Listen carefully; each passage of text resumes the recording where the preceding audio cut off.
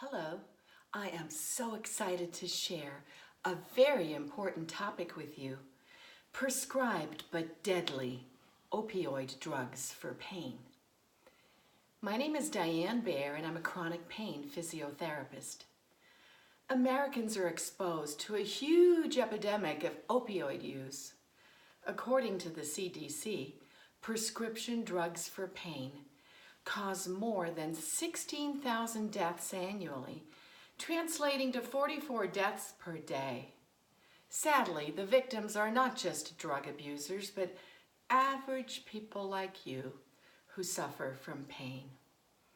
Painkillers are used most commonly in chronic conditions like back pain, arthritis, fibromyalgia, post-surgical acute pain, and seniors are at a huge risk with minimal physician monitoring. And this makes the seniors so vulnerable to overdose. Often, it happens that a person forgot when they took their last pill, or they think that it's okay to take the pills just 1 hour closer together, just a little bit, because their pain is so intense.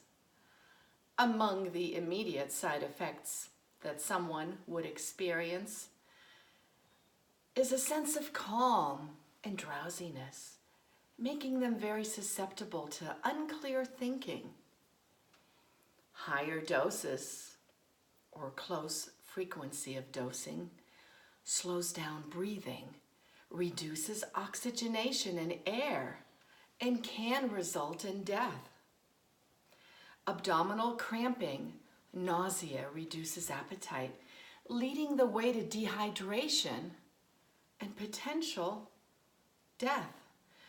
Carl No, MD, director of pain clinic at the University of Texas Medical Center, wrote in the Texas Tribune, "Opioids are very addictive and their effectiveness wanes as people habituate to the medication. This explains why so many people on long-term opioid therapy have to take higher doses for less and less pain relief." Working with patients who have chronic pain, I've seen the negative side effects often. As part of my PT program, I would educate patients how to take meds per doctor's orders, but teach them how to monitor their pain levels and when to call 911 for help. I taught patients that they needed to taper their dosages and only take their pain meds for pain levels 6 or above on the 1 to 10 scale. I have seen firsthand how opioid meds affect mood, cause sedation, and lessen the desire for water and food. I recall a patient that had been to the hospital for a total knee replacement, and she had come home, was living alone, and I went to her to evaluate her and treat her for her knee. I saw her 3 times a week, and I noticed she wasn't progressing as she should. Her knee motion was not improving. She looked pale, weak, had low oxygen levels. With slower breathing, she had no appetite and wasn't drinking enough water. I acted quickly. I called 911 and she was hospitalized, and thankfully her life was saved. Although her friends looked in on her, they didn't know of the danger that she was in, not even her doctor, until I notified the doctor. I have seen the deleterious effects of opioid therapy. They are not in your interest, but to your detriment. If you have post-surgical chronic pain or chronic low back pain, if you have arthritis, an injury you can't resolve, if you have fibromyalgia, you do not need to take risks by medicating with painkillers. There are other natural solutions. Living a life without pain is possible. There are many proven research-based solutions to pain without drugs.